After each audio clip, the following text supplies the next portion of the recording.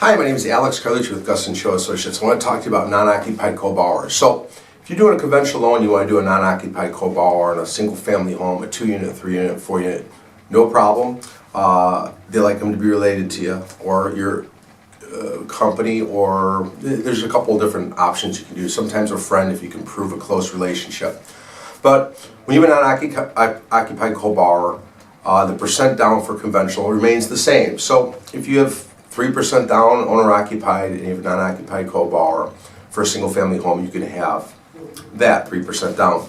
And a multi-unit for a person who's not having an occupied co-borrower is 25% down. So when you have a non-occupied co-borrower, it's still 25% down.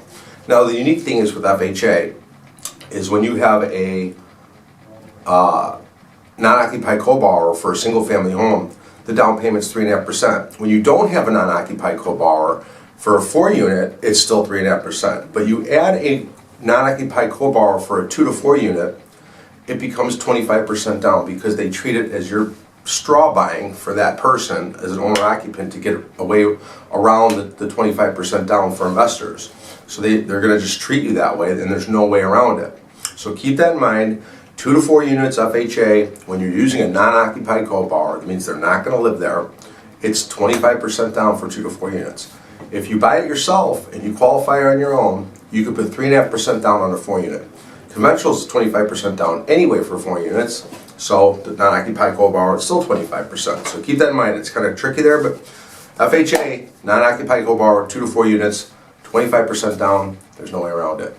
Now, with VA, you can't have non-occupied co-borrowers because you only have your spouse as a co-borrower, so don't even think about non-occupied co-borrowers for that. Also, when you're doing FHA, I want to throw in a little twist here for people.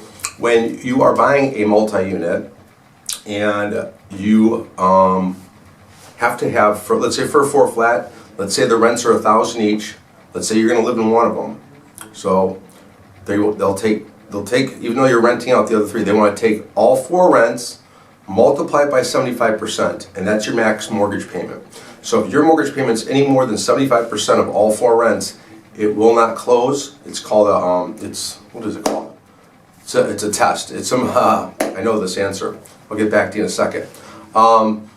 Self-sufficiency test. So it's called a self-sufficiency test. You just can't close a loan if your mortgage payment is more than 75% of all 4 rents, even though you're living in one. So remember that. Give me a call if you have any questions on non-occupied co-borrowers or self-sufficiency tests for FHA multi-units. I can answer your questions anytime. 630-915-7550. Please subscribe.